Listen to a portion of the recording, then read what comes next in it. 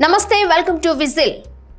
ఏ క్షణాన తిరుమల లడ్డూ నెయ్యి కల్తీ మొదలైందో గానీ ఏపీని ఈ కేసు ఇప్పట్లో వదిలేలా కనిపించట్లేదు. ఏపీ ప్రభుత్వ ఈ కేసు గురించి బాగా హైలైట్ చేస్తూ ప్రధాన ప్రతిపక్షం వైసీపీపై తీవ్ర విమర్శలు చేస్తూనే ఉంది. ఆ ప్రభుత్వ హయాంలోనే ఈ దారుణం జరిగింది కాబట్టి ఆ విమర్శలన్నీ వైసీపీ భరించక తప్పట్లేదు. అయితే ఈ కేసు ఇప్పుడు కొత్త మలుపు తిరిగింది.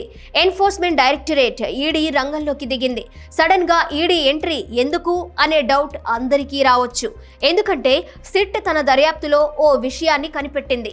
ఈ కేసు ద్వారా కొన్ని కోట్ల రూపాయల హవాలా మార్గంలో తరలించినట్లు జరిగిందని చెప్పింది.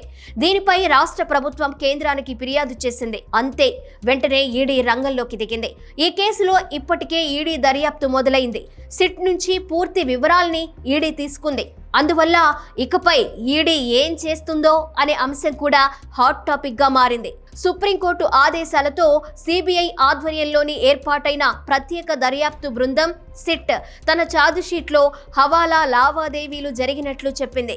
సుమారు 235 కోట్ల విలువైన ఈ కుంభకోణంలో 20 కోట్లకు పైగా హవాలా మార్గంలో డబ్బు తరలినట్లు సిట్ తేల్చింది.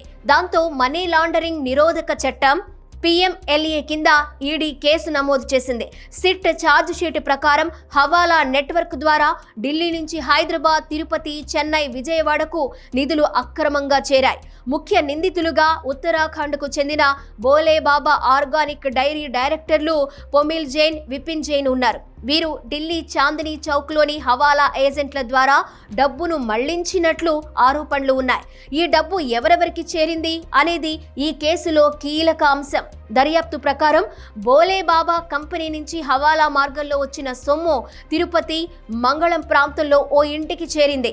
అక్కడి నుంచి 75 లక్షల రూపాయలు టీటీడీ డైరీ నిపుణుడు అయిన విజయభాస్కర్ రెడ్డికి, 31 లక్షల రూపాయలు కమిషన్ ఏజెంట్ శ్రీనివాస్కు, మిగతా 19.86 కోట్లు వైష్ణవి డైరీ CEO అపూర్వ చాడ్వాకు చేరినట్లు సిట్ దర్యాప్తులో తేలింది.